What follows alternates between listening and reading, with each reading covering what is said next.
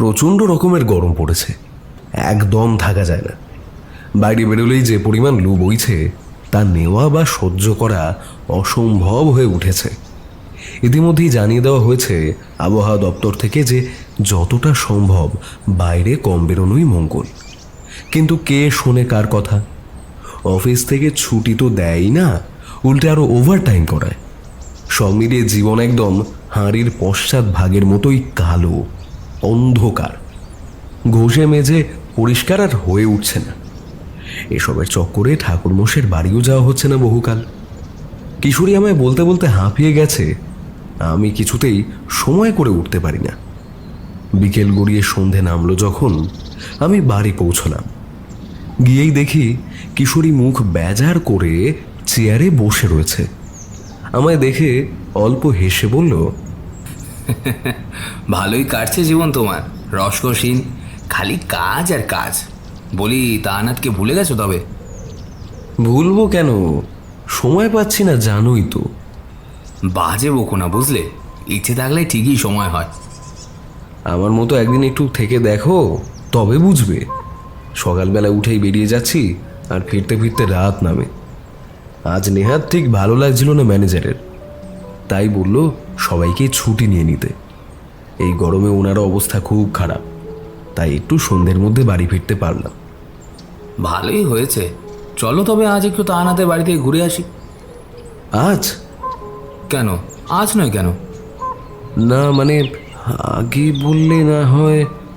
আরে মহা মুশকিল তো, বিয়ে দেবো নাকি তোমার যে মাস দুয়েক আগে জানাবো, নাকি এটা মহামান্য কোর্টের নোটিশ যে 14 দিন আগে জানাতে হবে? উফ বাবা, তুমিও পারো বটে। আচ্ছা যাব, কিন্তু একটু বসো, আগে একটু হাত মুখ ধুয়ে নি। দুপুরেও কিছু খাওয়া হয়ে ওঠেনি, কিছু মুখে না দিলেই নয়। সে কি আর আমি জানি নে? দেখো বৌঠান, ইতিমধ্যে তোমার জন্য আম পান্না বানিয়েছে, গরম থেকে এসেছো, হাত মুখ ধুয়ে এটা খাও, ওই যে টেবিলের উপর রয়েছে। হাত মুখ ধুয়ে আম পান্না খেয়ে কিশোরীকে সঙ্গে নিয়ে বেরিয়ে পড়লাম। কিছুটা এগিয়ে মোড়ের মাথায় পৌঁছাতেই কিশোরী বলল, এই ভুলে মেরে দিলে নাকি? ঠাকুর মশাইয়ের জন্য তেলে ভাজা আর পাসিং শুক্তো নিতে হবে নাকি? ভুলিনি, তুমি দাঁড়াও, আমি ওই দোকান থেকে নিয়ে আসি।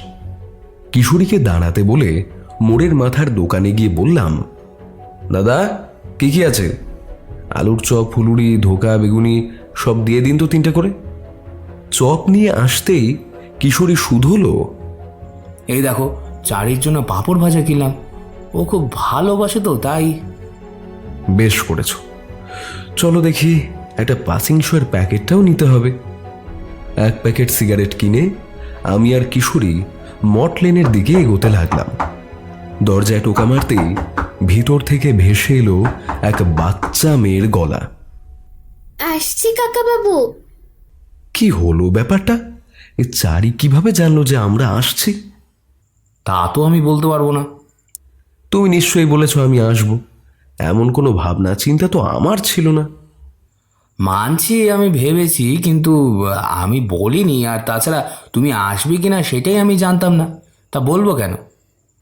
দুজনে এক প্রস্থ ঝামেলা করতে করতে যখন ভিতরে প্রবেশ করলাম, তখন আমাদের ঝগড়া দেখে চারি ফিক করে হেসে ফেলল। তারপর বলল, কাকা বাবু, আমায় তো বাবা বলেছেন যে আপনারা আসবেন। সে কি, উনি এবারেও বুঝে গেলেন? সত্যি উনি যে কিভাবে বোঝেন আজও আমরা বুঝে উঠতে পারলাম না। আপনারা বসুন, বাবা আসছেন। ঠাকুরমশাই বাড়ি নেই? না, তবে বাবা বলেছেন খুব শীঘ্রই চলে আসবেন। ঠাকুরমশাই বাড়ি নেই শুনে মনটা খারাপ হয়ে গেল, কিন্তু কিছু করারও নেই। অগত্যা অপেক্ষা করার জন্য ভিতরের ঘরে বসলাম। মিনিট 5 মধ্যে এসে উপস্থিত হলেন ঠাকুরমশাই। আমাদের দেখে তিনি বললেন, এই তো তোমরা এসে পড়েছ। চারিকে আগেই বলেছিলাম তোমরা আসবে, তাই দেখো না তোমাদের জন্য আজ পায়েস বানিয়েছে। হ্যাঁ বসো বসো, ও নিয়ে আসুক বাটিতে করুক। সত্যি ধন্য ঠাকুরমশাই আপনি, বারবার কিভাবে যে বুঝে যান তা আমরা বুঝি না। আমরা তো একবারও বলিনি আসবো, এমনকি আসবো যে সেটাও ঠিক ছিল না। অবশ্য আপনি নাকি আগে থেকেই জানতেন। সে আমি অনেক কিছুই বুঝতে পারি। যাক সে কথা, ওই যে চারিমা তোমাদের জন্য পায়েস এনেছে, নাও খেয়ে নাও দেখি। ঠাকুরমশাই, আমরাও যে আপনার জন্য তেলে ভাজা আর পাশিংশ এনেছি, এই নিন তবে। আরে আরে, সবের আবার কি দরকার ছিল বলো দেখিনি। আচ্ছা দাও, এদিকে দাও। বাহ, দারুণ হয়েছে তো খেতে। চারিমা বড় হয়ে গেলে, সত্যি কি দারুণ রান্না শিখেছে।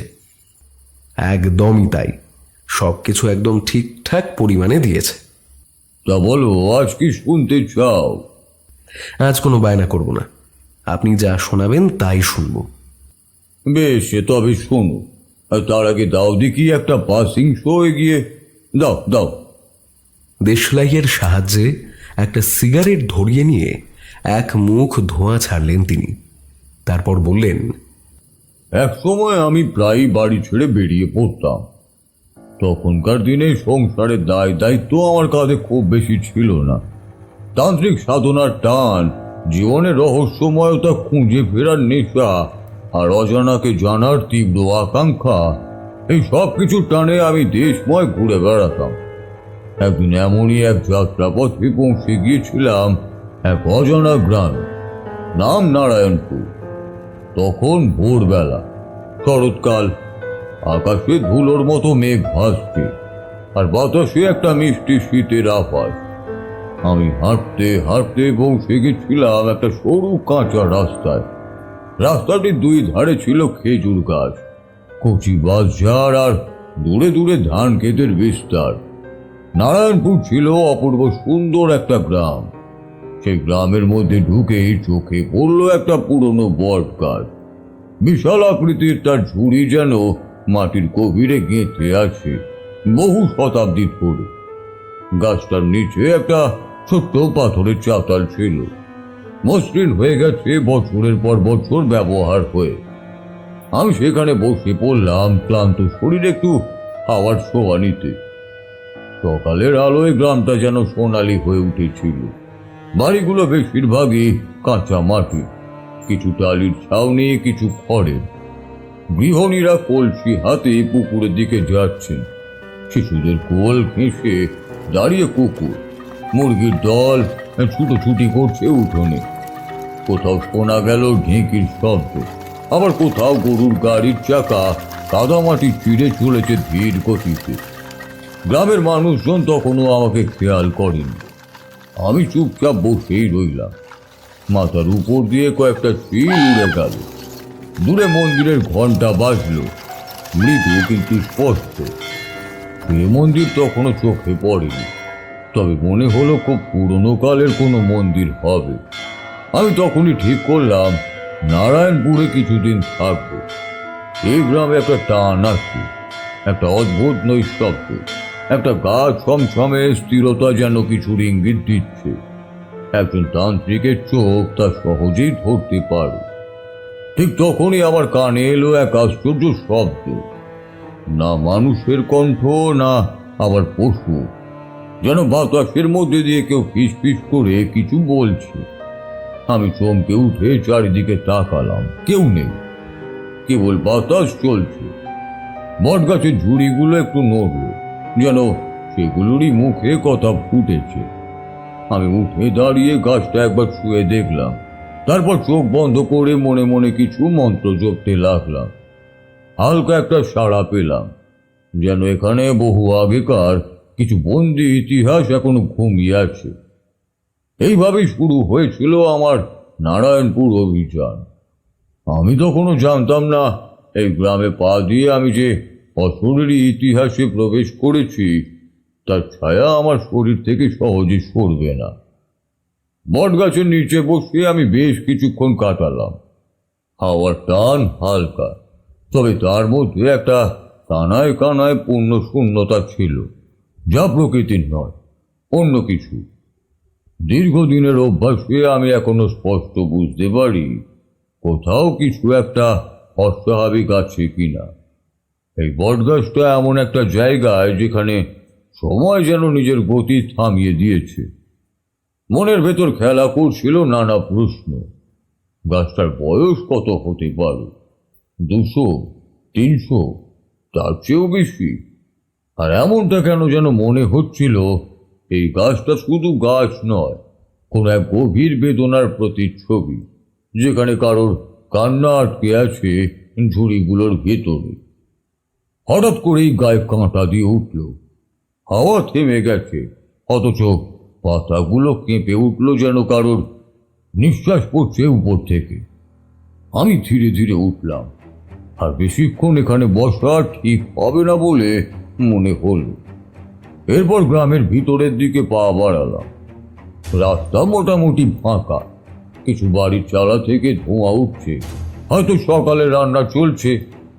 এক কোণা থেকে দূরের একটা পুকুর দেখা গেল, আর তার পাশ দিয়ে একটা ভাঙাচোরা পাংশুটে রাস্তা চলে গেছে উত্তর দিকে। এই পথ ধরেই হাঁটতে লাগলাম। ঠিক এমন সময় কানে এলো দুটি লোকের কথা।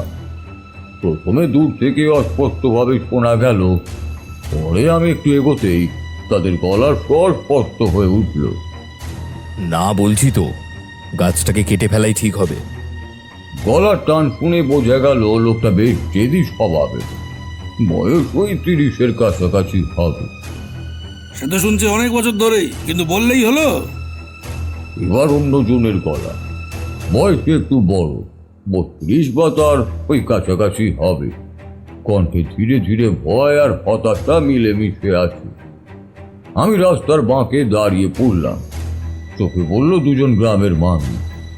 একজনের গায়ে মাটি রঙের পাঞ্জাবি, আরেকজন ছেঁড়া গামছা জড়ানো, হাতে কোদাল, মুখে টানা ক্লান্তি। দেখ কেষ্ট, ওই বটতলায় যতদিন ওই শাকচুনিটা বাসা বেঁধে আছে, ততদিন এদিকে কেউ সন্ধ্যের পর যাতায়াত করতে পারছে না।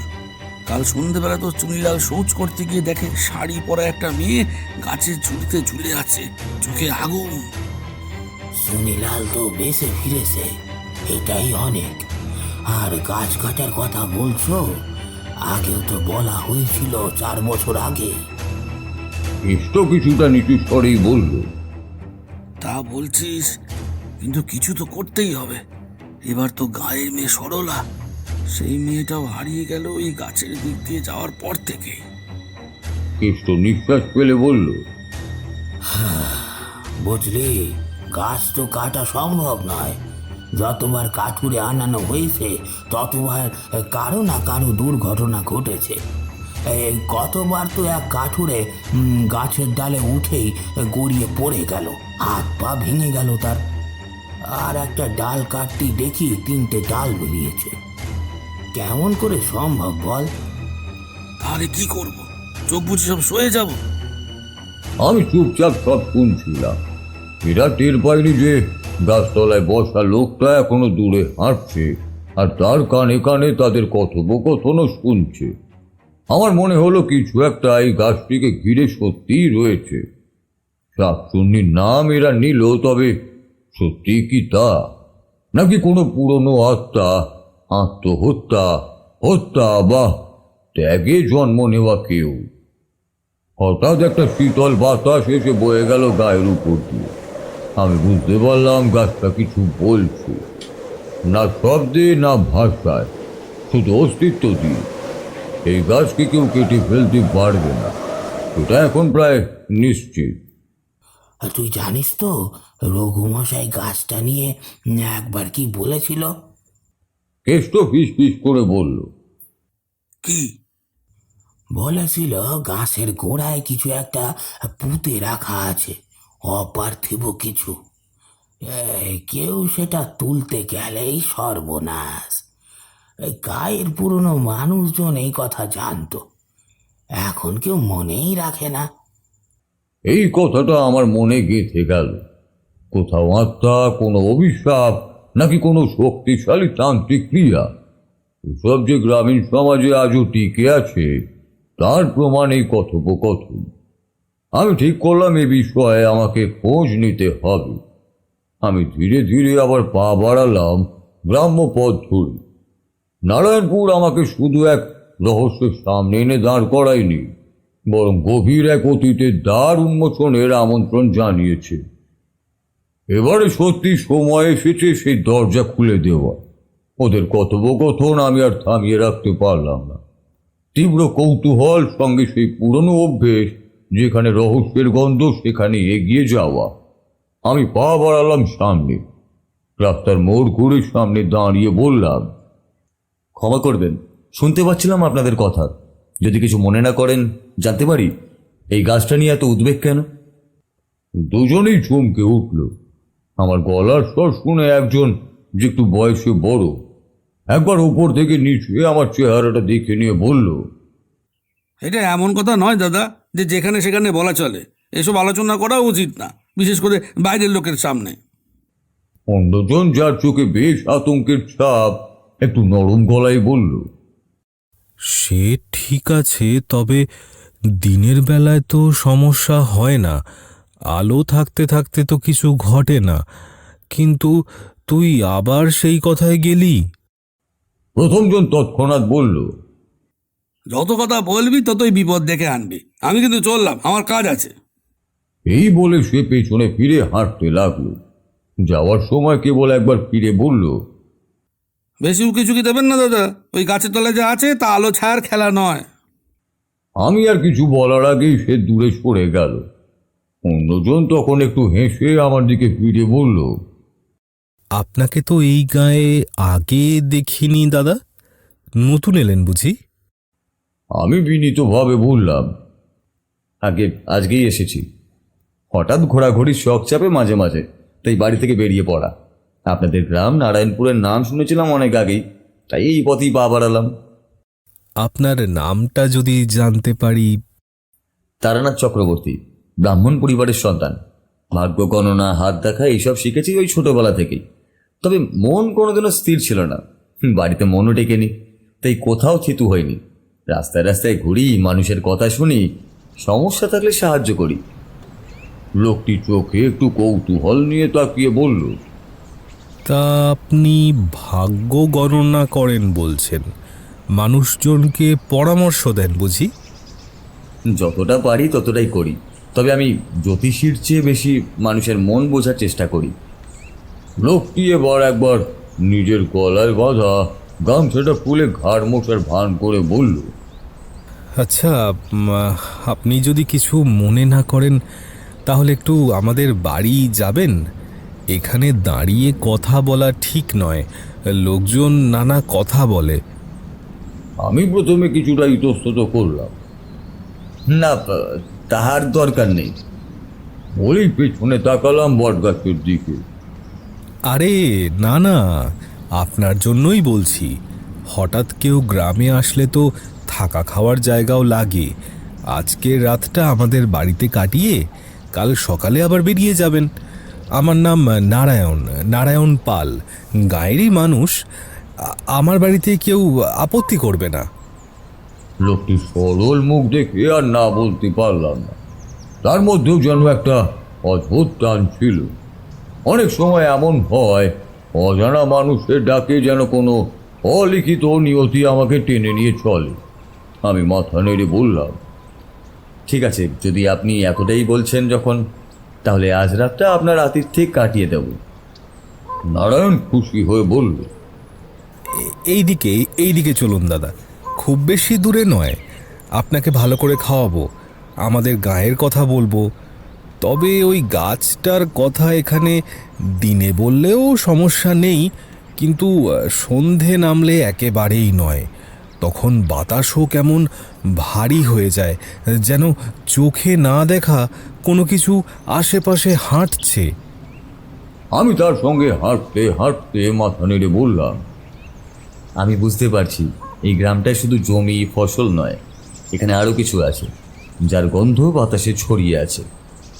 তাই তো বলছিলাম, আপনি হয়তো নতুন, কিন্তু বুঝে যাবেন নারায়ণপুর ঠিক সহজ গ্রাম নয়। আপনাকে অনেক কিছু দেখাতে পারি, কিন্তু তার আগে একটু খেয়ে দিয়ে বিশ্রাম নিন, তারপর সন্ধ্যের দিকে গল্প করব, সব বলবো।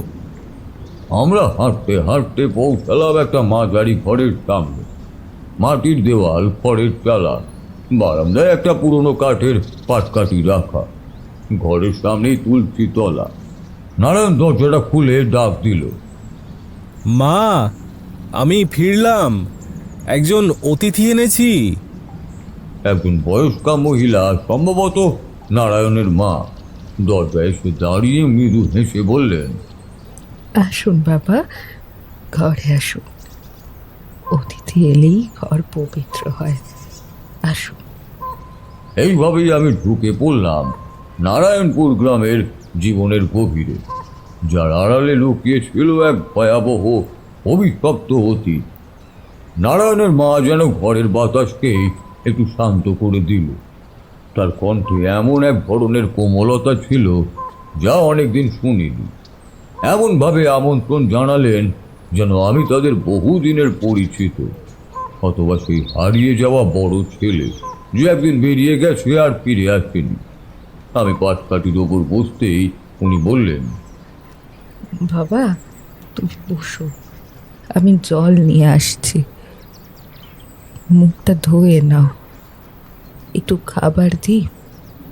পথের ধকল তো মোটেও কম নয়। জল এনে দিলেন। আমি হাত ধুয়ে উঠে এসে বসতেই তিনি আবার বললেন, বাবা, তুমি রকমারি খাবার খাও তা আমি জানি, কিন্তু আমরা তো গরিব ঘরের লোক, যা আছে তাই দিতে পারবো বাবা, কিছু মনে করো না। নারায়ণ পাশে দাঁড়িয়ে একটু মুখ লজ্জার ভঙ্গিতে বলল, ঠাকুর মশাই, কিছু মনে করবেন না। আজ শনিবার, আমাদের বাড়িতে এই দিনে কোনো আমিষ রান্না হয় না।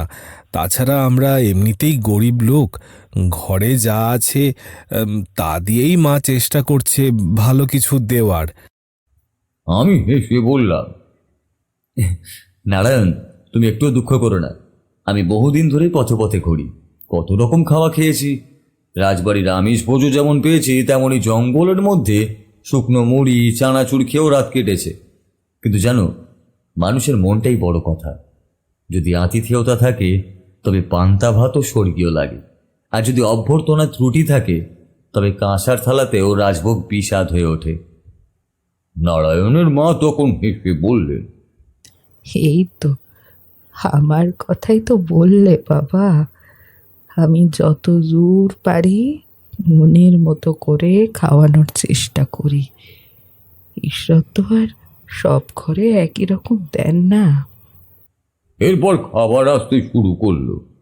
মাটির থালায় করে পান্তা ভাত, সঙ্গে বাটিতে অল্প করে বেগুন ভাজা, চুড়ো করে কাটা আলু সিদ্ধ, আর তার পাশে 1 চামচ করে টক ডাল আর একটু করে টমেটোর চাটনি। কোনো বিশেষ আয়েসি জিনিস নয়, কিন্তু প্রতিটা খাবারে ছিল মায়ের হাতের ছোঁয়া। আমি হাত দিয়ে বসে গেলাম খেতে। পান্তা ভাতের সাথে নারায়ণের মা যখন একটু কাঁচা লঙ্কা দিয়ে ঘেঁটে দিলেন, সেই গন্ধে মনে হলো যেন পেট আগে থেকেই খিদে চেঁচিয়ে উঠেছে। বেশি ঝাল লাগবে না তো বাবা? মা জিজ্ঞেস করলেন। আমি বললাম, আপনার যত্নে রান্না হলে কোনো কিছু অতিরিক্ত লাগে না মা, শুধু এই গন্ধেই মনটা জুড়িয়ে গেল। নারায়ণও আমার পাশে বসে খেলো। খাওয়ার সময় মাঝে মধ্যে সে বলছিল, আজ আপনাকে একেবারে সাধারণ খাওয়াতে হলো ঠাকুর মশাই। আমি আবার বললাম, খাবার বড় কথা নয় নারায়ণ, এই আন্তরিকতা, এই হাসি মাখা পরিবেশ, এটাই বড় জিনিস। এই বাড়িতে পা দিয়ে যে শান্তি পেয়েছি তা বড় বড় বাড়ির শীততাপ নিয়ন্ত্রিত ঘরেও মেলে না।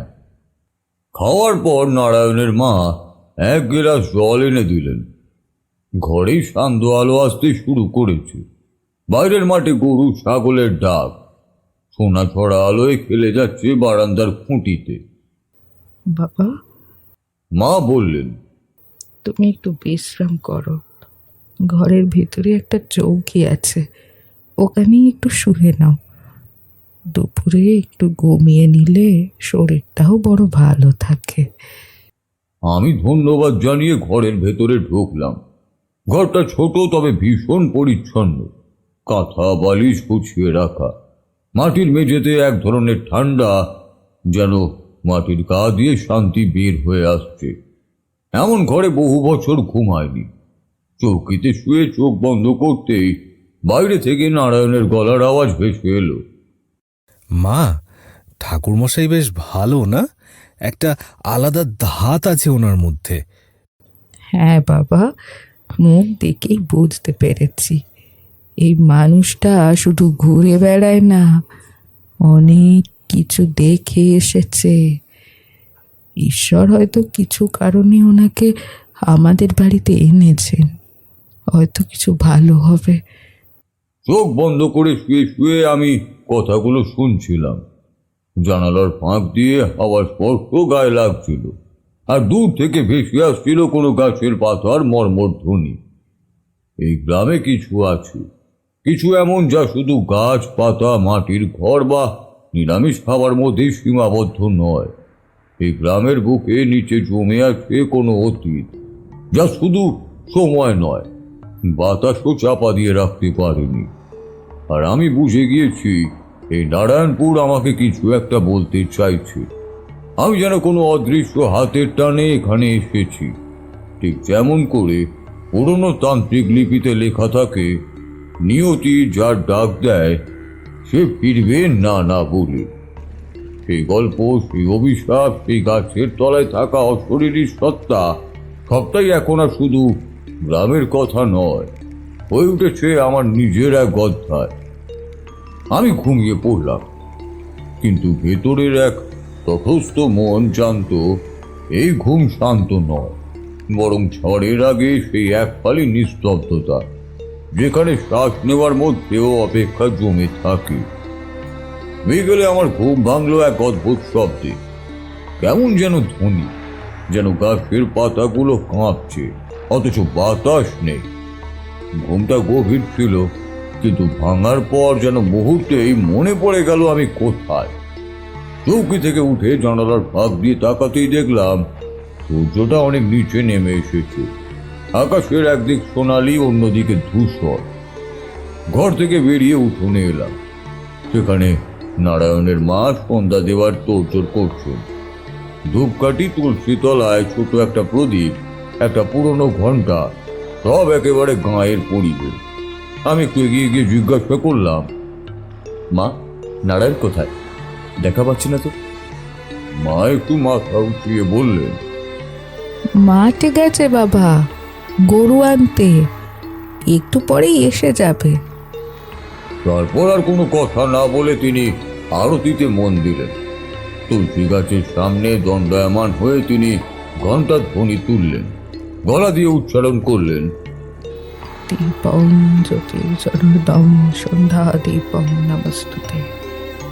তারপরে সশ্রদ্ধ চোখে প্রদীপ তুলে ধরলেন তুলসী গাছের চারপাশে, তারপর ঘরের দরজার দুপাশে। আমি চুপ করে দাঁড়িয়ে দেখছিলাম। আমার অনেক অভিজ্ঞতা হয়েছে, বহু মন্দিরে থেকেছি, নানা রকম তন্ত্র সাধনার ঘরে ঘরে পা রেখেছি, কিন্তু এই সরলতার মধ্যে যে এক ধরনের অচঞ্চল শক্তি রয়েছে তা অনেক কাহিনীতেও পাইনি। এই গাঁয়ের এই সন্ধ্যা, এই প্রদীপের আলো, সব যেন আর 5টা গ্রামের মতো নয়। এই গ্রামের বুকের মধ্যে একটা অতীত ফর্ম মেরে দাঁড়িয়ে আছে। মা ঘন্টার ধ্বনি থামালেন। তখন ঠিক সেই মুহূর্তে দূর থেকে গরুর ঘন্টির আওয়াজ কানে এলো। নারায়ণ ফিরছে। আমি রাস্তার দিকে তাকিয়ে দেখলাম সে খালি পায়ে এক হাতে লাঠি আর অন্য হাতে গরুর দড়ি ধরে ফিরছে। গরুরা ক্লান্ত কিন্তু শান্ত, নিরীহ চোখে তাকাচ্ছে চারপাশে। তার ঠাকুরমশাই, ঘুম ঘুম ভালো হয়েছিল তো?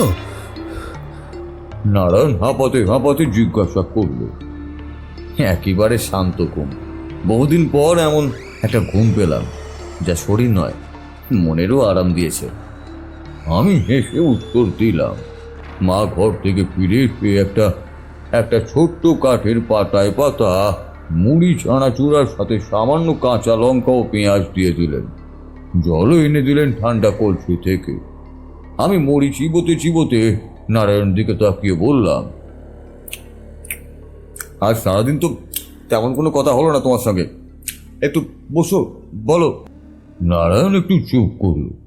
তার মুখে এমন এক অভিব্যক্তি ফুটে উঠল যেন কিছু বলতে চায় কিন্তু ভয় পায়। তা কি কি কি জানেন ঠাকুরমশাই? সে আসতে বলল। সব কথা তো আর বলা চলে না, বিশেষ করে দিনের আলোতে হোক বা রাতের অন্ধকারে। আমি চুপ করে রইলাম, তারপর বললাম, মানে? এইবার সে ঘাড় ঘুরিয়ে একটু এদিক ওদিক তাকিয়ে দেখল, যেন আশেপাশে কেউ শুনছে কিনা। তারপর আস্তে আস্তে বলল, এই গ্রামের কিছু কথা আছে যা দিনের আলোতেই চাপা পড়ে থাকে, সন্ধ্যা নামলে তো সেসব কথা কেউ মুখেও আনে না। আজ আপনি যখন ওই গাছটার পাশে বসেছিলেন, আমি এক মুঠো মুড়ি মুখে তুলে বললাম, হ্যাঁ, বড় গাছটা। কি ব্যাপার ছিল বুঝিনি, কিন্তু ওর আশেপাশে কিছু একটা অস্বাভাবিক ঠেকেছিল। ওই গাছটা আসলে একটা পুরনো পাকুড় গাছ। লোকজন বলে ওখানে একসময় একটা মেয়ে আত্মহত্যা করেছিল। কিন্তু শুধু আত্মহত্যা নয়, ওর গল্পটা আরও গভীর। কেবল গাছ নয়, ওই জায়গাটাই আজও অভিশপ্ত। লোকজন দিনের বেলায় ওদিক দিয়ে হাঁটে ঠিকই, কিন্তু সন্ধ্যা নামলে কেউ ও পথে যায় না। কেন যায় না? আমি একটু আগ্রহ নিয়ে জিজ্ঞাসা করলাম। কারণ ওই গাছের নিচে সন্ধ্যার পর অনেকেই কিছু দেখতে পায়। কুয়াশার মধ্যে একজন মেয়েকে, সাদা শাড়ি পরে। কারো মতে সে কাঁদে, কেউ বলে ডাকে, কেউ কেউ তো বলেছে তারা গাছের গায়ে রক্ত দেখেছে। আমি ধীর স্বরে বললাম, ওই মেয়েটি কে? নারায়ণ উত্তর দিল না, শুধু বলল, আজ বলবো না ঠাকুর মশাই, আজ রাতে আপনি ঘুমান আমাদের ঘরে। কাল ভোরে একেবারে যখন আলো ফুটবে তখন আপনাকে নিয়ে যাব একটা জায়গায়, তখন সব বলবো। কারণ এসব কথা শুধু মুখে বললে বিশ্বাস হয় না, দেখতে হয়, অনুভব করতে হয়। আমি চুপ করে বসে রইলাম। সেদিকে হালকা কুয়াশা জমেছে, দূরে কেউ একটা বাঁশি বাজাচ্ছে, হয়তো কোনো রাখাল। এই গ্রামের বাতাসেই যেন একটা দীর্ঘশ্বাস আছে, এবং আমি নিশ্চিত আমার সামনে যে পথ খুলছে তা সাধারণ নয়। যত দেরি হবে ততই অসুবিধা হবে তোমাদের, নারায়ণ। আমি তোমায় কথা দিচ্ছি, তোমার কোনো ক্ষতি হবে না। তুমি আমায় বলো ঠিক কি হয়েছিল। নারায়ণের মুখটা যেন অন্ধকারের ভিতরেও আলাদা রকম আলো ছড়াচ্ছিল। সন্ধ্যার প্রদীপ নিভে যাওয়ার পর থেকেই কেমন যেন একটা ভারী নীরবতা চারপাশে নেমে এসেছে। ঠাকুরমশাই, আজ থেকে প্রায় 5-6 বছর আগের কথা। তখন আমি আর একটু ছোট। আমাদের গ্রামে এক মেয়ে ছিল, নাম ছিল মালতী। খুব সাধারণ ঘরের মেয়ে। তার বাবা হরেন কাকা, একজন ক্ষেত খামারের চাষি। মা মারা গেছিল যখন মালতী মাত্র 7 বছরের। সেই থেকে তার বাবাই তাকে আগলে বড় করেছে। খুব সাদামাটা জীবন ছিল ওদের, কিন্তু বাবার আদরে মেয়েটা হয়ে উঠেছিল অনেক সংযত, নিরীহ। যথারীতি যখন বয়স হলো, হরেন কাকা অনেক কষ্ট করে ধার দেনা করে মালতীর বিয়ে দেন এই গ্রামেরই এক ছেলের সঙ্গে, বিপ্লব। ছেলেটা দেখতে ভালো, কিন্তু একটু উঁচু দরের পরিবার। তখন সবাই বলেছিল এই বিয়েটা না হলে ভালো হতো, মেয়ে মানিয়ে নিতে পারবে না নাকি ওই বড় ঘরে। কিন্তু মালতীর বাবা ভেবেছিল হয়তো মেয়ের ভাগ্য খুলবে। প্রথম কিছু মাস ভালোই কাটছিল, কিন্তু তারপর এক অদ্ভুত সমস্যা দেখা দিল মালতীর শরীরে। ওর শরীরের চামড়ায় সাদা সাদা ছোপ দেখা দিতে লাগলো।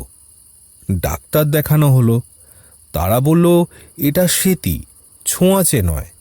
কিন্তু সমাজ তো চিকিৎসার পেছনে নয়, তারা দেখে কে নষ্ট কে অশুদ্ধ। বিপ্লব একরকম ঘৃণা করতে শুরু করলো ওকে। মালতীর শাশুড়িও বলল তার ছেলের আবার বিয়ে দিতে হবে। তারা ওকে বাড়ির এক কোণায় পাঠিয়ে দেয়, একটা ঘরে যেখানে জানলা নেই, আলো নেই, খাবারও সঠিকভাবে দিত না। মালতী তখন অন্তঃসত্ত্বা ঠাকুরমশাই, 6 মাসের গর্ভবতী ছিল। মা বলতো মেয়েটার চোখে কেমন যেন অনুনয় ছিল, যেন বলছে আমাকে সরিয়ে দিও না, আমি তো ভালোবাসি, আমি তো অপরাধ করিনি। কিন্তু দাদা, ভালোবাসার চেয়ে বড় অপরাধ কেউ বোঝে না এখানে। ওকে কেউ দেখতে চাইতো না। ছেলের মা বারবার বলতো ওর গায়ে ডাইনির দাগ পড়েছে। গ্রামের কিছু লোক গুজব ছড়ালো, মালতী নাকি রাতে চোখ উল্টে তাকায়, বাড়ির গরু খেতে চায় না, আর আশেপাশে রোগ ছড়িয়ে পড়ছে। অথচ সেই সময়টা ছিল বর্ষাকাল। সর্দি, জ্বর, পাতলা পায়খানা হামেশাই হতো সবারই। কিন্তু সব দোষ গিয়ে পড়ে মেয়েটার উপর। এইভাবেই দিন চলছিল। মালতী একা, কারো সহানুভূতি নেই, কেউ তার কথা শুনছে না, একমাত্র তার পেটের বাচ্চাটা ছাড়া। সেই অবস্থায় সে একটি পুত্র সন্তান প্রসব করে। অসহ্য কষ্টে একা রক্তে ভেসে গেছিল সেই ঘর। গ্রামের এক বৃদ্ধা গৌরী ঠাম্মি, তিনি তখন একটু সাহায্য করেছিলেন, শিশুটিকে কোলে নিয়েছিলেন। প্রথম দিকে সবাই ছেলে হওয়াতে একটু নরম হয়, কিন্তু মোড়ল তখনও চুপ করে বসেছিল। সে নাকি স্বপ্নে দেখেছে মালতীর বাচ্চা নাকি অপদেবতা, তার চোখে নাকি আগুনের রেখা আছে। বিশ্বাস করবেন কিনা জানি না, কিন্তু সেই স্বপ্ন শুনে পরের দিনই গোটা গ্রাম ঘুরে বলল মালতী ডাইনির বাচ্চা প্রসব করেছে, তাকে থাকতে দেওয়া চলবে না। বিপ্লব তখন সম্পূর্ণ মুখ ফিরিয়ে নিয়েছে। শাশুড়ি ছেলের আবার বিয়ে ঠিক করেছে, আর গ্রামের পুরোহিত বলল ওরা এখন অশুদ্ধ, যজ্ঞ করে সব পরিষ্কার করতে হবে। মালতীকে বাড়ির বাইরে পাঠিয়ে দেওয়া হলো। এক হাতে বাচ্চা, এক হাতে নিজের গা ঢাকার কাপড়। কোথায় যাবে সে তখন গেল তার বাবার বাড়ি। কিন্তু হরেন কাকা তখন প্রায় অন্ধ, অসুস্থ। মালতীর মতো মেয়ে আর তার শিশুকে নিয়ে গ্রামে কেউ আশ্রয় দেয়নি। শুনেছি সে অনেক রাতে একদিন এসে আশ্রয় চায় ও পাকুড় গাছটার নিচে, আর তখন থেকেই সেই জায়গাটা বদলে যায়। পরদিন সকালবেলা মালতীর নিথর দেহ পাওয়া যায় গাছের নিচে। তার মুখে বিষের গন্ধ ছিল, কিন্তু কেউ কিছু জানতে চায়নি। বাচ্চাটাকে কে তুলে নিয়েছিল কেউ জানে না।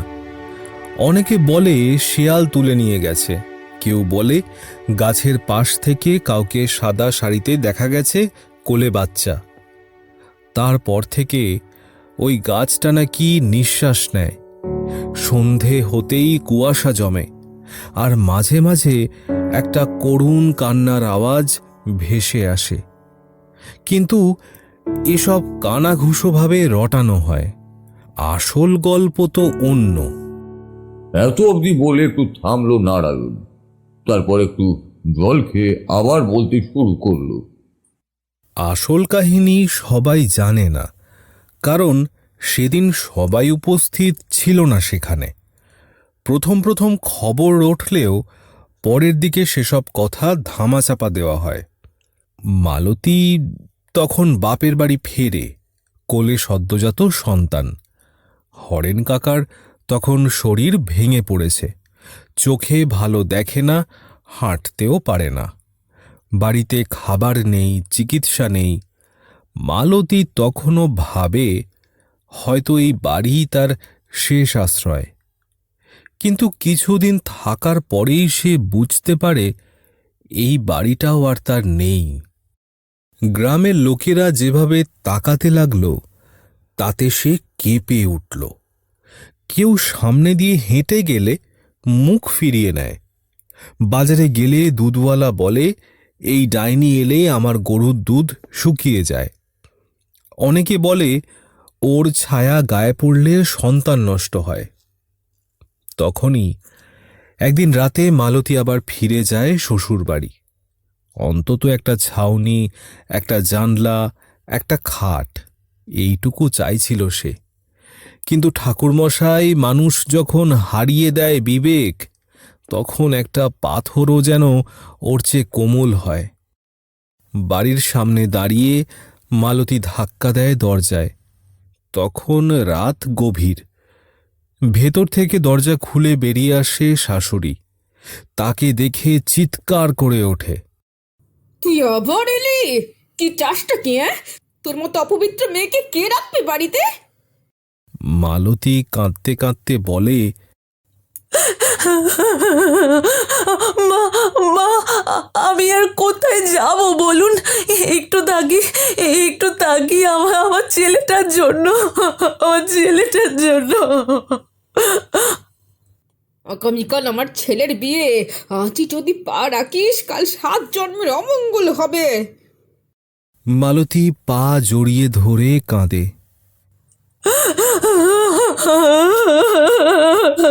আমি কোথায় যাব মা? আমি কোথায় যাব? আপনি বলুন, আমাকে একটু থাকতে দিন আমাকে। আমার ছোট্ট বাচ্চাটা কোথায় থাকবে বলুন? কোথায় থাকবে ও?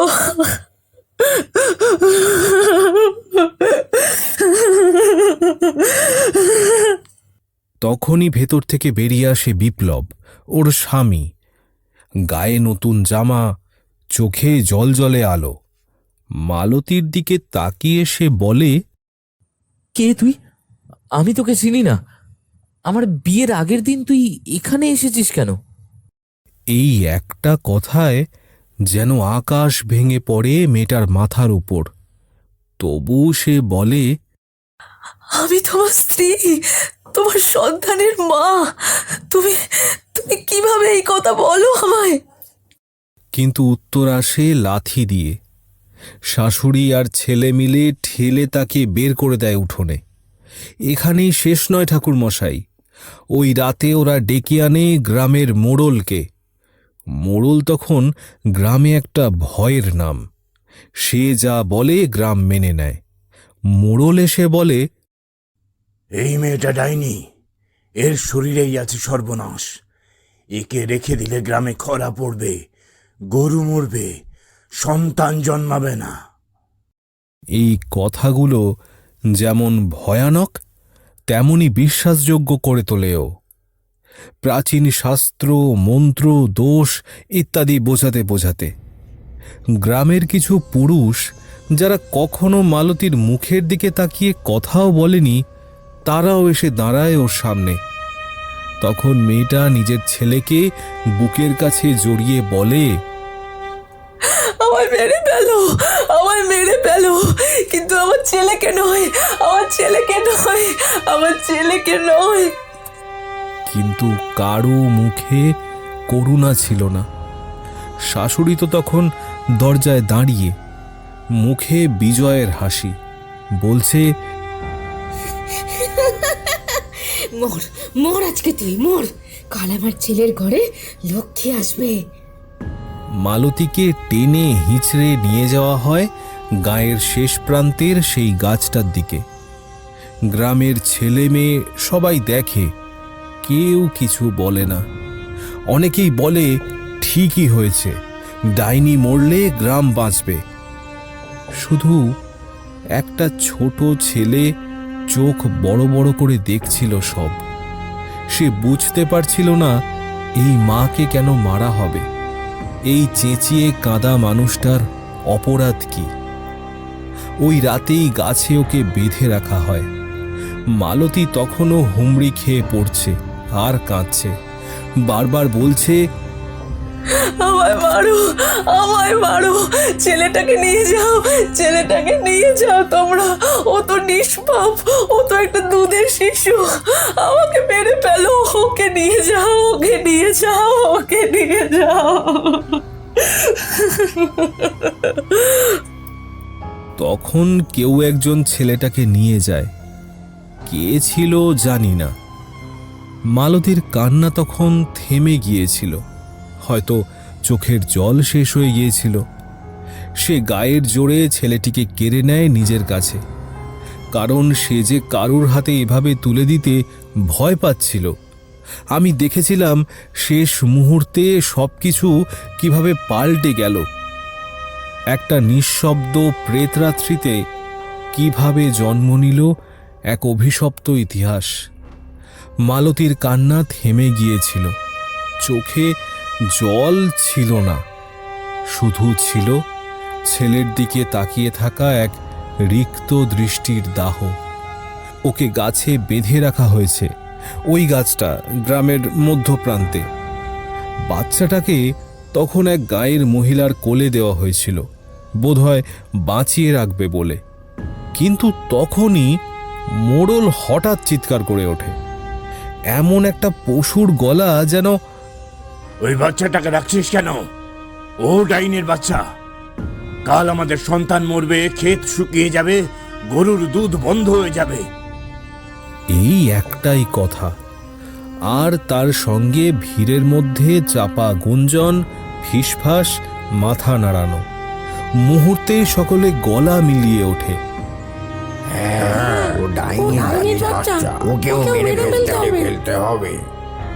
মালতী তখন কাঁদছিল না, চিৎকার করছিল, গলা ছেড়ে আর্তনাদ।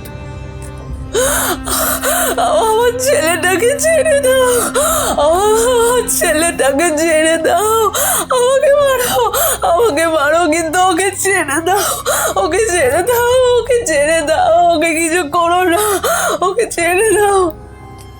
আমি ভাবি কতটা পাষাণ হলে মানুষ এমন চিৎকার শুনে মুখ ফিরিয়ে নিতে পারে। বাচ্চাটাকে কে কোলে নিয়েছিল আজ আর মনে নেই, কে তাকে ছুঁড়ে ফেলে দিল তাও জানি না। শুধু জানি ছেলেটি চিৎকার করেছিল একবার, তারপর আর না। তারপর যা হলো তা ভাষায় বলা যায় না ঠাকুরমশাই। মানুষ যেভাবে মারে, জন্তু তাও মারে না। মালতীকে টানতে টানতে গাছের তলায় নেওয়া হলো। তারপর শুরু হলো আঘাত। লাঠি, বাঁশ, চেলা, কাঠ, কেউ বা খালি হাতে, কেউ বা পাথর দিয়ে। একজন মেয়ে একা, বুকের মধ্যে শূন্যতা নিয়ে, চোখে শুধু ছেলের মুখখানা। সে দাঁড়িয়েছিল যতক্ষণ না শরীরটা ভেঙে যায়, মাথা ফেটে রক্তে ভেসে যায় গাছের গোড়া। মুখটা আর চেনা যায় না। তারপর মোড়ল আদেশ দিল, এখানে মরে পড়ে থাকবে, জ্বালিয়ে দাও, আগুন শুদ্ধ করবে। কোনো ডাইনি যেন মাটিতে পড়ে থাকলে মাটি পবিত্র হয় না, তাই কাঠ জোগাড় করা হলো, কেরোসিন আনা হলো, কেউ কেউ নিজের শাড়ির আঁচল ছিঁড়ে আগুন ধরালো। মালতীর শরীর তখন অচেতন, হয়তো তখনই মরে গিয়েছিল। কিন্তু আগুন লাগার পরে আমি দেখেছিলাম তাকে একটু নড়তে, একটুকু হাত তুলতে, যেন কাউকে ডাকতে চাইছে। তখন বাচ্চাটিকেও আগুনে ছুঁড়ে দেওয়া হয়, ওই আগুনের মধ্যে। আমি ভেবেছিলাম এটা কি খেলা, নাকি শাস্তি, নাকি দুঃস্বপ্ন। কিন্তু ওই গন্ধটা, পোড়া মাংসের গন্ধ, সেই রাতের মতো ভয়াবহ কিছু হতে পারে না। নারায়ণ একটু হাঁপালো, তারপর বলল, মোড়ল বলেছিল, ডাইনি গেল, এখন শান্তি আসবে। কেউ পায়েস রাঁধল, কেউ বাজনা বাজালো, কেউ ওই গাছের চারপাশ ঘুরে জয়ধ্বনি দিল, গ্রাম রক্ষা পেল। তারা ফিরল বাড়ি, খেয়ে ঘুমিয়ে পড়ল নিশ্চিন্তে। কিন্তু সকাল হতেই শুরু হলো আসল কাহিনী। প্রথমে গাছের নিচে রক্ত দেখা গেল, যেটা আগুনে পোড়ার পরেও শুকোয়নি। তারপর যারা গায়ে আগুন ধরিয়ে দিয়েছিল তারা প্রত্যেকেই জ্বরে পড়ল। একজনের চোখ ফুলে গেল, আর একজনের গলা বন্ধ হয়ে এলো। মোড়লের বাড়ির গরু দুধ দেওয়া বন্ধ করল। তার ছেলের নতুন বউ হঠাৎ করেই হারিয়ে গেল এক রাতে। তবে সব থেকে বেশি ভয়ের কথা বলি, সেই গাছটার নিচে কেউ দাঁড়াতে পারে না। রাত হলেই সাদা কাপড় পরা এক মহিলা কোলে কিছু একটা নিয়ে হেঁটে বেড়ায়। কেউ বলে বাচ্চাটা কোলে আছে, কেউ বলে খালি চোখ, পোড়া গন্ধ আসে তার গা থেকে। সে কথা বলে না, কাঁদেও না, শুধু দাঁড়িয়ে থাকে। এখনো সন্ধ্যা নামলেই গাঁয়ের লোকরা হাঁটতে চায় না ওদিক দিয়ে। গাছের নিচে শালিক বসে না, কুকুর ঘেঁষে না, বাতাস চলাচল করে না। আর মোড়ল, সে একদিন ঘরেই আগুন লেগে পুড়ে মরে, একাই। তার মুখের চারপাশে আঁচ ছিল না, শুধু দুই চোখ পোড়া গর্ত হয়ে গিয়েছিল। আমি নিঃশ্বাস ফেললাম। আমি এমন অনেক কাহিনী শুনেছি, তবু আজও এই সব অবিচার জর্জরিত মৃত্যুর প্রতিশোধ, নিবৃত্ত প্রেতাত্মার কাহিনী আমাকে তটস্থ করে তোলে। তোমরা এরপর কি করলে? কেটে ফেলার চেষ্টা হয়েছে, কিন্তু ভাবাই সার হয়েছে। এই গাছ যেন শুধু একটা গাছ নয়, একটা অভিশাপের শরীর হয়ে দাঁড়িয়ে আছে। গ্রামের মোড়ল মরার পরে নতুন কয়েকজন এসে খুব জোরের সঙ্গে ঠিক করে এত অশান্তি, এত ভীতি সব ওই গাছটার জন্য। সেটাকেই তো মূলে কেটে ফেলতে হবে। তখন পঞ্চায়েতের সঙ্গে কয়েকজন মিলে ঠিক করল এক কাঠুরে দলকে খবর দেওয়া হবে। পাশের গ্রামের দুজন কাঠুরে এসেও গেল। প্রথম দিন তারা একটুও ভয় পায়নি। বলল, গাছ তো কাঁঠাল নয়, পাকুড় গাছ, কেটে ফেলব, তবে 3 ঘন্টার কাজ। তারা সকালবেলা শুরু করল। গাছের এক পাশ থেকে কাটা শুরু হলো। প্রথম কয়েকটা কোপ খুব শক্ত। কাঠের গায়ে ধাতব কুড়াল পড়ার শব্দ শুনতে শুনতে মনে হচ্ছিল গাছটা যেন আর্তনাদ করছে। তারপর কি হলো জানেন ঠাকুরমশাই? নারায়ণ কণ্ঠ নিচু করল।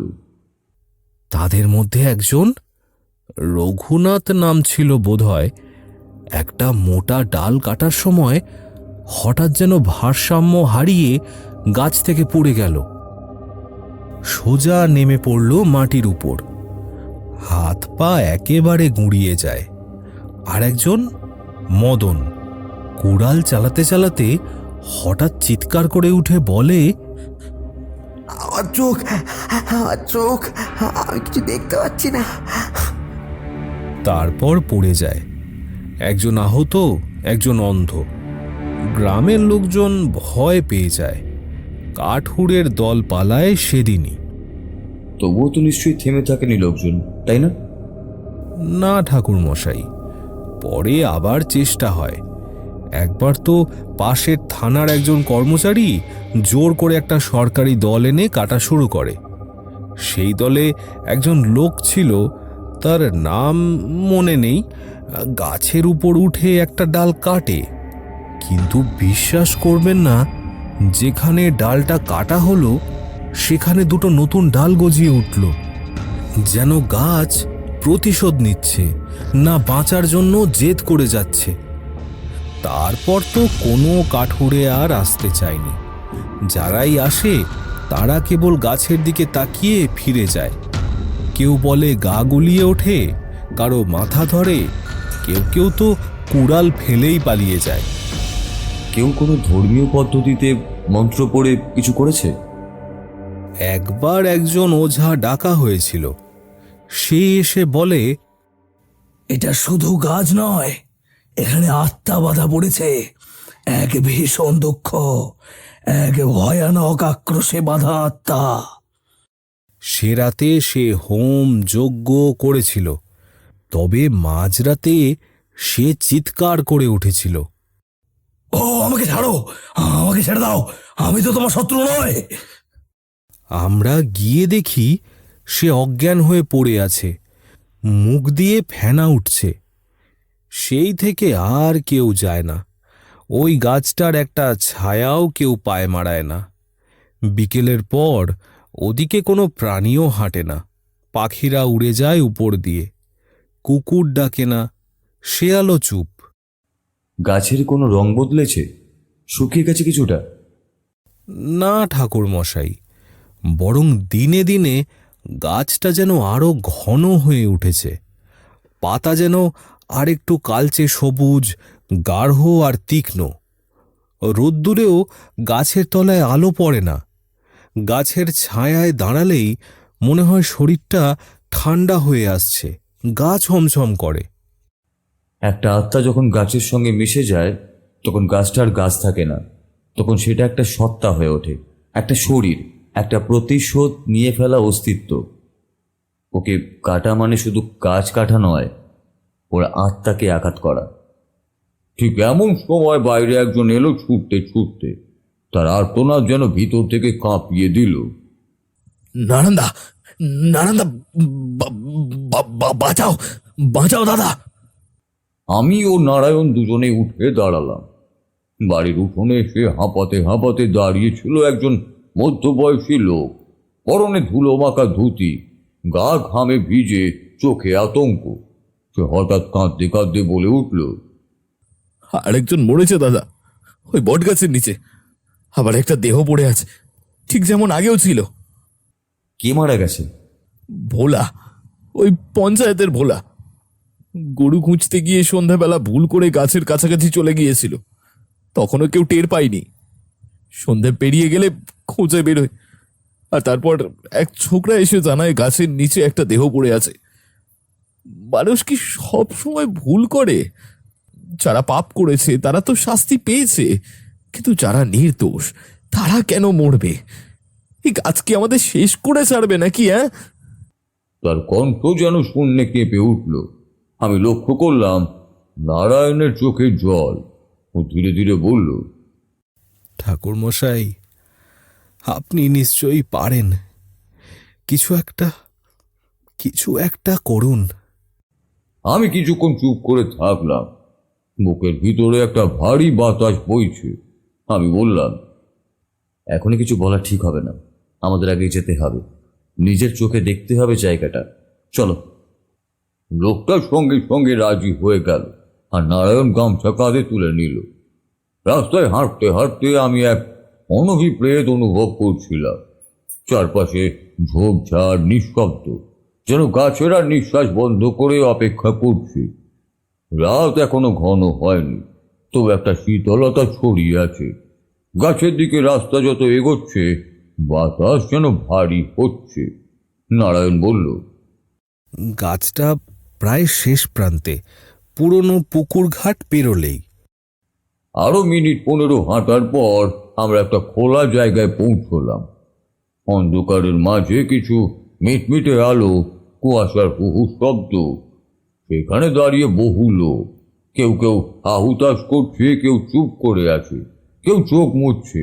একজন চিৎকার করে বলছিল, এভাবে আর কতজন মরবে, খারাপ বাঁচবে, কে জানে। গাছটা তখন আমার চোখের সামনে এলো। আমি স্তব্ধ হয়ে দাঁড়িয়ে গেলাম। একটা প্রকাণ্ড বট গাছ, কিন্তু বিস্তার ও শিকড়ের ব্যাপ্তি এতটাই ভয়ানক যে মনে হলো সেটা গোটা মাটিকে আঁকড়ে ধরে আছে। ডালে ডালে ঝুলে আছে অন্ধকার। গাছের তলায় একটা দেহ পড়ে আছে, মাটির রঙের সঙ্গে প্রায় মিশে গেছে। চোখ খোলা, মুখে স্থির আতঙ্ক। কেউ তার নাম ধরে বলল, ভোলা। আমি এগিয়ে গিয়ে দেহের কাছেও যাইনি। আমি সোজা দাঁড়িয়ে পড়েছিলাম গাছের সামনে। আমি বুঝলাম মালতীর নয়, শুধু তার সন্তানেরও। প্রতিটা অপমান, প্রতিটা কুপ্রবৃত্তির প্রতিফলন এই গাছ গ্রহণ করেছে, আর এখন সে শুধু কড়াই গন্ডায় বিচার করে যাচ্ছে। হঠাৎ কেউ বলল, ঠাকুর মশাই, আপনি কিছু একটা করুন না। আমি বললাম, এখন কিছু করব না। এই মুহূর্তে কোনো সাধনা বা প্রতিকারের চেষ্টা মানে প্রতিরোধ নয়, উস্কানি দেওয়া। আগে গাছের সঙ্গে কথোপকথনের ব্যবস্থা করতে হবে। নারায়ণ ফিস ফিস করে বলল, গাছের সঙ্গে কথা? আমি তার চোখের দিকে তাকিয়ে বললাম, হ্যাঁ, আত্মারাও কথা বলে, শুধু তাদের ভাষা বুঝতে জানতে হয়। হঠাৎ হাওয়ার দমকা ঝাপটা উঠে এলো, গাছের পাতাগুলো ঝমঝম শব্দ করে উঠল। মনে হলো কেউ অদৃশ্যভাবে চিৎকার করছে, আর সেই চিৎকার হাওয়ার ভেতরে ঢুকে আমাদের শরীরে এসে আঁচড়ে পড়ছে। গ্রামের লোকজন একটু দূরে সরে গেল। আমি তখনও গাছের সামনে স্থির দাঁড়িয়ে, চোখ বন্ধ করে। আমার মনে হচ্ছিল পাতার ফাঁক দিয়ে কিছু চোখ আমাকে দেখছে, একসঙ্গে দুটি আত্মা, একজন মা আর একজন সন্তান। তাদের বেদনার ক্ষোভের বিস্তার অগাধ, আর তারই প্রতিচ্ছবি এই বৃক্ষ। আমি ধীরেই বললাম, ওরা এখনো মুক্ত নয়, ওদের জ্বালা, ওদের অশান্তি শেষ হয়নি। আর তাই যতদিন না সত্যিকারের ক্ষমা আসে এই গ্রামের ভিতর থেকে, যতদিন না কেউ মন থেকে স্বীকার করে নেয় অন্যায়টা, ওরা থামবে না। একজন গ্রামবাসী কাঁদতে কাঁদতে বলল, আমরা কি করবো ঠাকুর মশাই? আমরা তো কেউ কিছু করিনি। আমি তখন তাকিয়ে বললাম, কিন্তু তখন কেউ কিছু বলেওনি। একটা নিস্তব্ধতা নামলো। যা হয়ে গেছে হয়ে গেছে, এখন সব বাদ দাও বলে এড়িয়ে গেলে তো আর চলবে না। তোমরা এক কাজ করো, সবাই মিলে এই বট গাছের সামনে দাঁড়িয়ে মালতী এবং মালতীর বাচ্চার উদ্দেশ্যে ক্ষমা চাও। গ্রামের লোকগুলো অবাক, কেউ কেউ কাঁপছে, কেউ মুখ নিচু করে আছে। তাদের মধ্যে যারা সেই রাতে ছিল, যারা পাপ দেখেও মুখ ফিরিয়েছিল, তারা এবার ভিতর থেকে কেঁপে উঠল আত্মগ্লানিতে। আমি গলা উঁচু করলাম, শুধু মুখে নয়, মনের ভিতর থেকে চাও ক্ষমা। সত্যিকারের অনুতাপ ছাড়া আত্মা মুক্তি পায় না, বরং আরো ভয়ঙ্কর হয়ে ওঠে। তখন এক বৃদ্ধ সামনে এসে দাঁড়ালেন। সে হয়তো সেই রাতে চুপ করেছিল অথবা উৎসাহ দিয়েছিল। গলা কাঁপিয়ে বলল,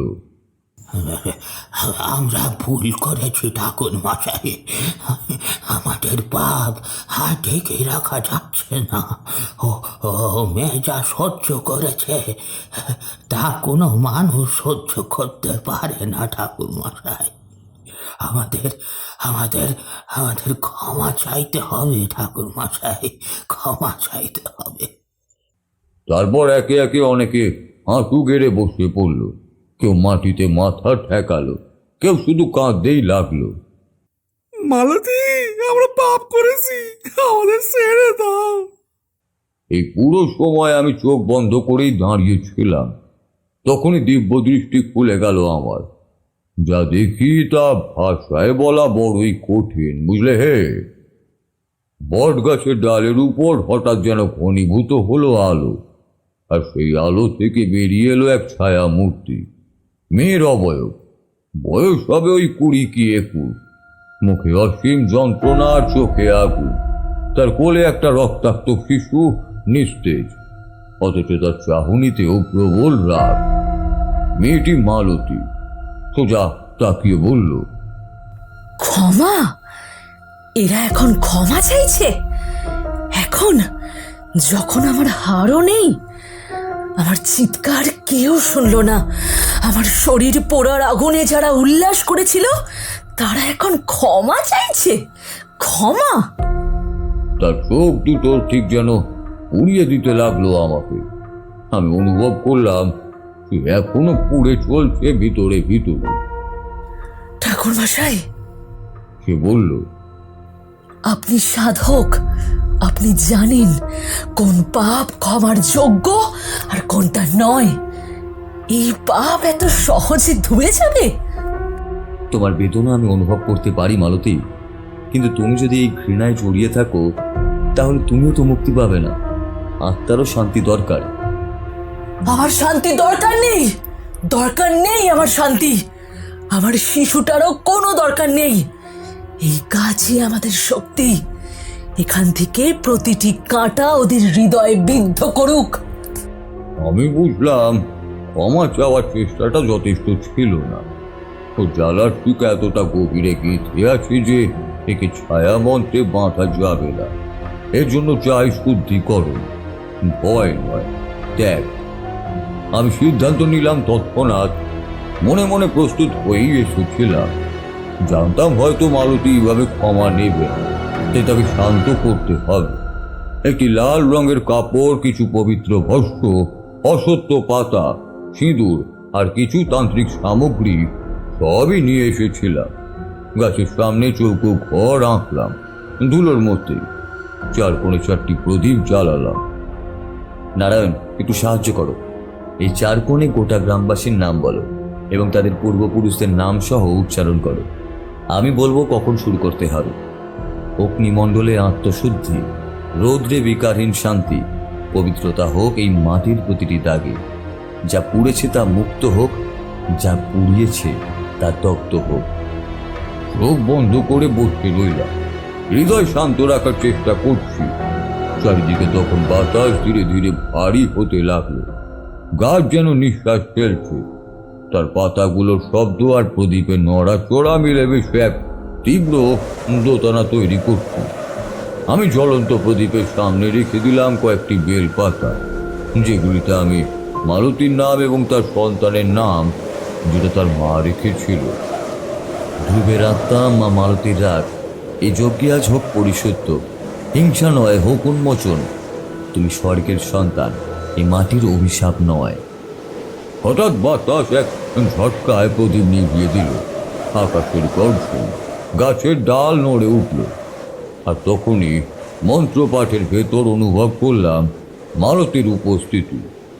আর নেই, কোথাও এক ছায়া আলোয় মিলিয়ে গেছে। বটগাছ শান্ত, অন্তত এই মুহূর্তে। চোখ খুলে দেখি সকলেই স্তব্ধ হয়ে আছে। আমি উঠে দাঁড়িয়ে বললাম, এখনো সব শেষ হয়নি। আমি কাল সকালে আবার আসবো, কিন্তু আজ রাতটা অন্তত আজ এই গাছ নিঃশ্বাস নেবে। গ্রামবাসীরা হালকা দম ফেলল। আমি জানতাম যজ্ঞ শুরু হয়েছে মাত্র। মালতীর রাগ শুধু চেপে রাখা হয়েছে। তার মুক্তির জন্য দরকার তার আত্মার শান্তি। এই বট গাছের ওখানে পুজো দিতে হবে। পরদিন সকালে সেখানে পৌঁছতেই দেখা গেল গাছটা একদম মিয়ে গেছে। কাকুরদের ডেকে ধীরে ধীরে গাছটা কেটে ফেলা হলো। তারপর সেখানে পোতা হলো একটা ছোট্ট চারা গাছ। আর তাতেই সবাই অল্প অল্প করে জল দিল এবং সবাইকে বলে দিলাম গাছটাকে যত্ন করতে এবং কোনোদিনও যেন আর কাউকে এভাবে অত্যাচার না করা হয়। হ্যাঁ ঠাকুর মশাই, আমরা কথা দিচ্ছি আর কখনো কাউকে এভাবে অত্যাচার তো দূর, অপমানও করা হবে না। আমরা প্রত্যেকে আজ থেকে নিজেদের বদল করার নীতি গ্রহণ করলাম। আর কোনো মেয়েকে ডাইনি অপবাদ দেওয়া হবে না। আপনাকে অনেক ধন্যবাদ। আজ আপনি না থাকলে যে পুরো গ্রাম এভাবেই মারা যেতে যেতে শেষ হয়ে যেত। গ্রামবাসীরা একে একে আমায় ধন্যবাদ জ্ঞাপন করলো। সেদিন অনেকেই ভাগ্য গণনাও করলো। তারপর সেদিন দুপুরেই ফিরে আসলাম সেখান থেকে। নারায়ণ অনেকবার বলেছিল একটা দিন থাকার জন্য। সে আমায় যত্ন আত্তি করতে চায়, কিন্তু আমি থাকিনি। আমার কর্ম অনেক বৃহত্তর। এভাবে সংসার জীবনে আর কে বললে যে চলবে না, তাই চলে এসেছিলাম সেদিনই। এত অবধি বলে থামলেন ঠাকুর মশাই। আমরাও অনেক কিছু উপলব্ধি করলাম। কিশোরীকে সঙ্গে নিয়ে ধীরে ধীরে বাড়ির পথে পা বাড়ালাম আমি।